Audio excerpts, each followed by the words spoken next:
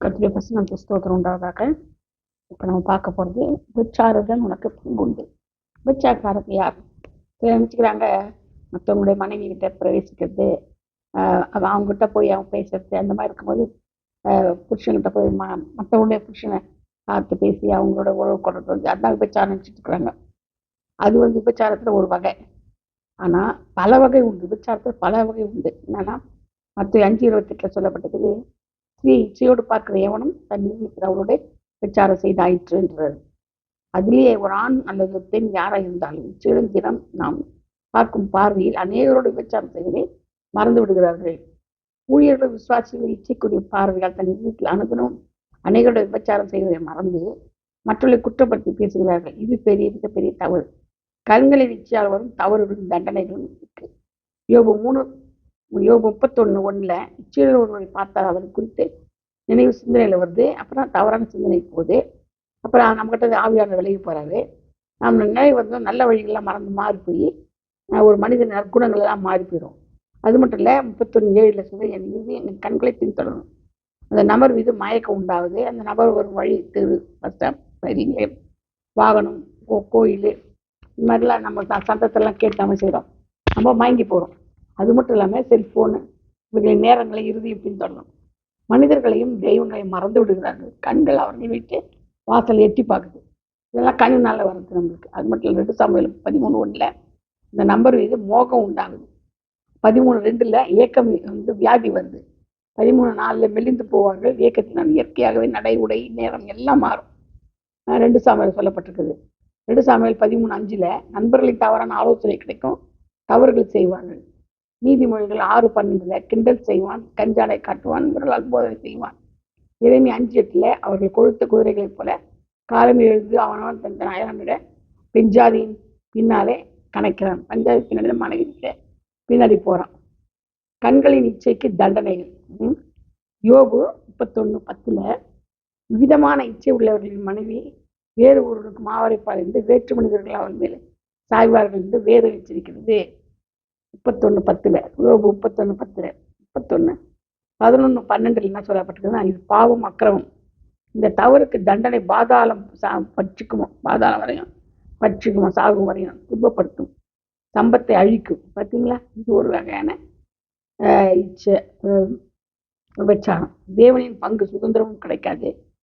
மேல் காணப்படும் சம்பவங்களும் தண்டனைகள் இச்சை உள்ள புருஷர்களுக்கு உண்டாகும். 31:2 சொல்லப்பட்டது ஒரு விபச்சாரம். இந்த விபச்சாரத்தை எத்தனை வகை பார்த்தீங்களா? அதனால தான் நம்ம ஒரு சின்னதாக ஒன்று கண்ணில் பார்த்ததும் போயிடுச்சு. அதுக்கப்புறம் அவங்க பின்னாடி போடுறது, இதெல்லாம் அடுத்தது என்னன்னா, அடுத்த மனைவியோட தொடர்பு தண்டனைகள் மாற்றான மனைவியை இச்சிப்பதாலும் தண்டனை. என்ன தண்டனை வருதா பாருங்க. ஆதியாகமம் 12:14-15 ஆபிரகாம் மனைவி சாரா மிகுந்த அழகுள்ளவள் என்று பார்வோன் தன் அரண்மனைக்கு கொண்டு போகப்பட்டார். தவறு நடக்கவில்லை, தவறான எண்ணம் மட்டும் இருந்தது. பார்த்தீங்களா? அதே மாதிரி ஆதியாகமம் 12:17 தண்டனை கர்த்தர் பார்வோனையும் அவன் வீட்டாரையும் மகாவாதியால் வாதித்தார். இதனால பாருங்க யார் வாதிக்கப்படுறதுன்னு. ஆதியாகமம் 20:2-3 ஆபிரகாம் மனைவி சாராளை அபிமெலேக்கு அறிவித்தான். தன் தவறாத இடத்துடன் தவறு செய்யவில்லை. தேவன் அவள் ஒருவருடைய மனைவியை அபிமெலேக்கு எச்சரித்தார்.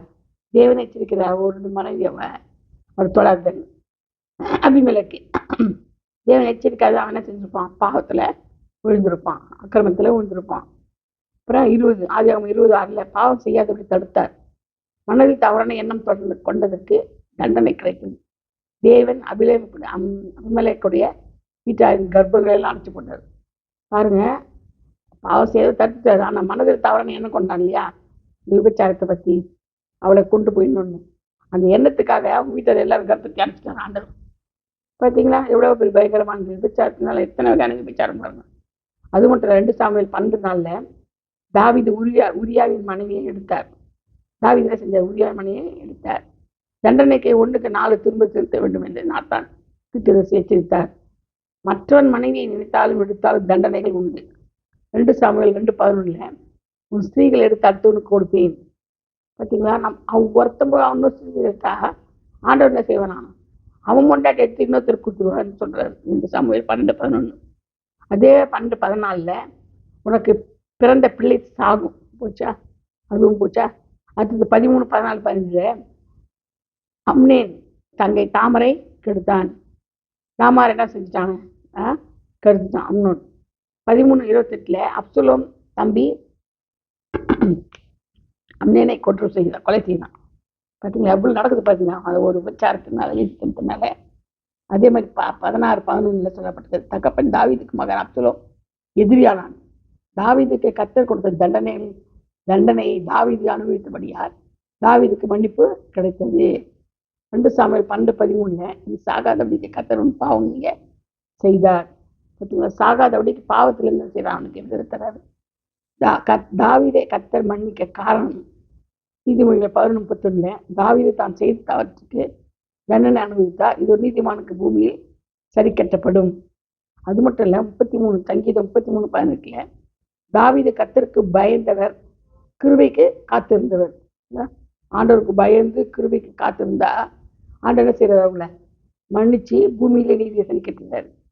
119 சங்கீதம் 164 7 தரம் உம்மை துதிக்கிறேன், 7 தரமை துதிக்கிறேன், எப்பொழுதும் துதிப்பவர். அது மட்டும் 2 தாயகத்துல 18:3 கர்த்தரின் பார்வைக்கு செம்மையானதை செய்தார். இவ்வளவு பாருங்க. அதனால்தான் நம்ம என்ன செய்யணும், ரொம்ப ஜாக்கிரதையா இருக்கணும். ஒரு கர்த்தர் கீழ்ப்படுதலையும் பேசிட்டான விபச்சாரத்திலிருந்தும், விபச்சாரத்துல எத்தனையோ வகை இருக்குதுன்னு நம்ம தெரியணும். கண்ணு நிச்சயம், மாசத்து நிச்சயம், ஜீவனத்தின் பெருமை நிறைய இருக்குது. நம்ம தவறவே கூடாது, கர்த்தருக்கு பயந்து நடக்கணும். அது மட்டும் இல்ல, விபச்சாரம்னா பொன், வெள்ளி, செம்பு, கல், மரம் செய்யப்பட்டது காணவும் கேட்க நடக்க மாட்டாத விக்கிரங்கள், அதுவும் வந்து விபச்சாரம். விக்கிரங்களோட விபச்சாரம் செய்யறதுதான். இவைகளை நேசிப்பதும் முத்தமிடுவதும் வணங்குவதும் இவைகளுக்கு பயப்படுவதும் வீட்டிலும் சரீரத்திலும் சபையிலும் இவைகளை வைத்திருப்பது விபச்சாரம். இயேசுவின் சாயலுக்கு ஒத்த படம், சொருபம், சிலுவை வைத்துள்ளவர்கள் வணங்குபவர்கள் முத்தமிடுவர்கள் விபச்சாரக்காரர்கள். வெளிப்படுத்தல் 9:20 சொல்லப்பட்டது பற்றி உள்ளலாம். எந்த சொருபம் வச்சிருந்தாலும் அவங்க யாரு? விபச்சாரக்காரர்கள் தான். எரேமியா 3:1 நீ அநேக நேசோட வேசித்தனம் செய்தாய். எரேமியா 3:9 கல்லோடு மரத்தோடு விபச்சாரம் செய்தாய். பார்த்தீங்களா, கல்லோடு மரத்தோடு விபச்சாரம் செய்தாய் என்றது. எசேக்கியேல் 16:17 நீ உனக்கு ஆண் சொருபங்களை உண்டாக்கி அவைகளோட வேசித்தனம் பண்ணினாய். உபாகமம் 4:16 ஆகையால் நீங்கள் உங்களை கெடுத்துக் கொண்டு ஆண் உருவம் பெரு உருவம் வைப்பவர்கள் தங்களை கெடுத்துக் கொள்பவர்கள். இவ்வளவு பயங்கரமா சொல்லப்பட்டிருப்பாங்க. அதனால ரொம்ப ஜாக்கிரதையாக. விபச்சாரம் அது ஒன்றுதான் விபச்சாரம் கிடையாது. விபச்சாரத்தில் நிறைய வகைகள் இருக்குது, சொல்ல முடியாதது. அந்த விக்கிரகத்தை முத்தம் பண்றதும் விபச்சாரம் தான். அது சொல்லப்பட்டிருப்பாங்க. அதுக்கு யோபு 31:27 என் வாய் என் கையை முத்தி செய்து ஆனால் இது அக்கிரமம் தேவனை மறுதளிப்பதாங்க. வாயை கையை முத்தி செய்யக்கூடாது. தொட்டு தொட்டு கும்பிடுவாங்கல்ல வாயில, அது என்னதான் அக்கிரமம், தேவனை மறுதளிப்பு தான். அதனால தான் நம்ம உச்சாரா தேவனை பொடினால உண்டாக்கக்கூடாது. எந்த தெய்வமும் கிடையாது, கர்த்தர் தான் தெய்வம். ஒரே ஒரு ஆண்டவர் இயேசு கிறிஸ்து மட்டும்தான். கர்த்தர் தான் இந்த வசனங்களை பாதுகாப்பாராக. அநேகருக்கு அனுப்புங்க, சப்ஸ்கிரைப் பண்ண சொல்லுங்க. நீங்களும் சப்ஸ்கிரைப் பண்ணுங்க. அநேகருக்கு அந்த வசனங்கள்லாம் போட்டோம். கர்த்தர் தான் இதை பாதுகாப்பாராக. ஆமென். Praise the lord. Glory be to Jesus. Thank you all.